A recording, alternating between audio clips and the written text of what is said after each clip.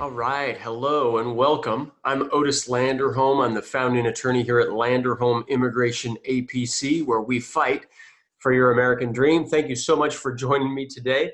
Today, I want to talk about the topic of how to fire your immigration lawyer. All right, and full disclosure, I am an immigration lawyer, and if you're working with my office, I really hope you don't fire me. All right, but you have the right to. And I want to be clear about that. I've been fired before by clients. I've also fired clients if it's not working out. And you have the right to do it.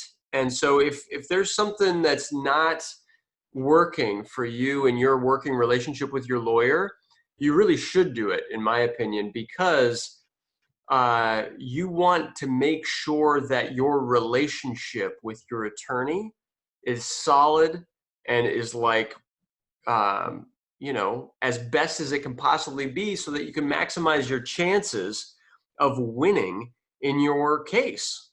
All right. You want outstanding representation, especially if you're in immigration court, but even if you're in front of USCIS or the asylum office.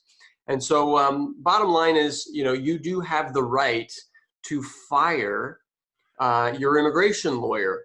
And now, before doing that, what I would say is, just as a lawyer, if you are not satisfied with some aspect of the way the office works, or maybe the way your lawyer's not communicating or things like that, I do highly recommend, communicating that first, giving the office or whatever an opportunity to fix the issue.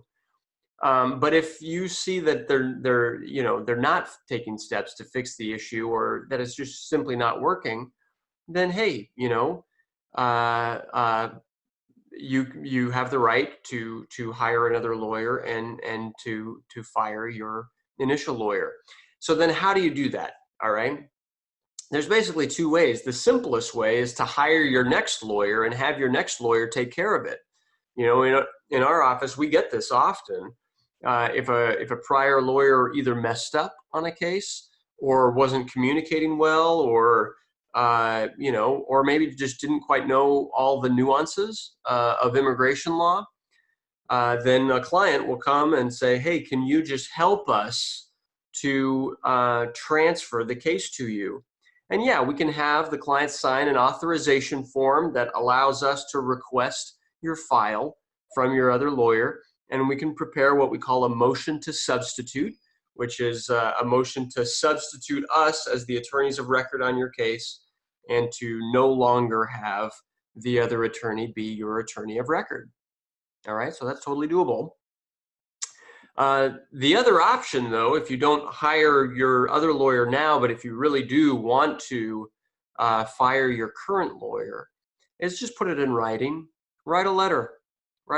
And all the letter can say is, "Dear Mr. So-and-so, dear Miss So-and-so, thank you for your help up to this point, but I'm sorry, I will no longer be working with you. And I've made a decision, and I do not want to retain your services anymore. Please, within 10 days, send me my file. Please, within 10 days, send me an accounting of the fee that I've paid. And please issue me a refund of any fee that has not been used." All right. And if you just put those three things, send me my file, send me an accounting of any fee that has not been paid or where the fees have gone, and send me a refund of any fee that has not been used. Put a time limit on it. I like to say 10 days. And then if the 10 days go by and you haven't received your file yet, send a follow-up letter. It doesn't need to be accusing or whatever. "Hey, just wanted to make sure that you got my first letter. I haven't heard from you. Please, respond within another 5 days." And then at that point, if there's no response, you can contemplate reaching out to the Bar Association and really get more involved with it.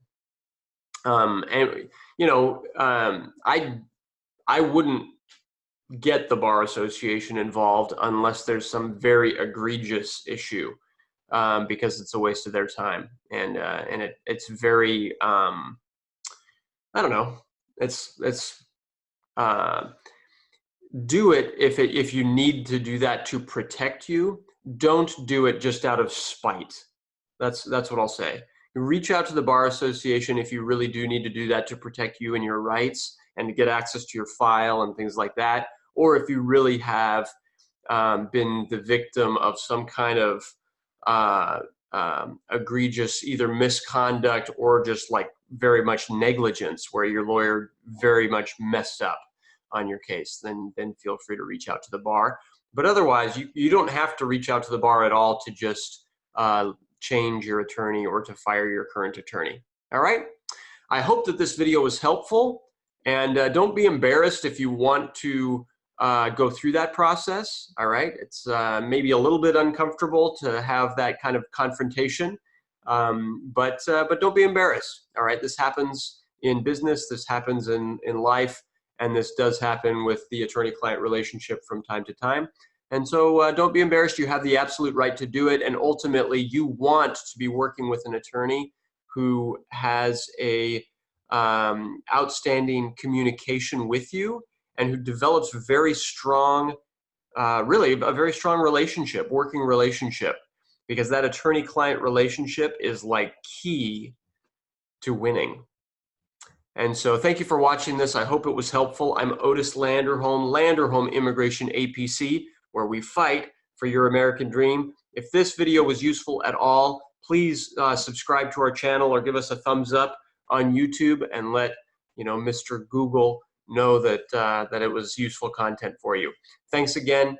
Good luck. Wish you the very best on your immigration case. All right. Bye-bye.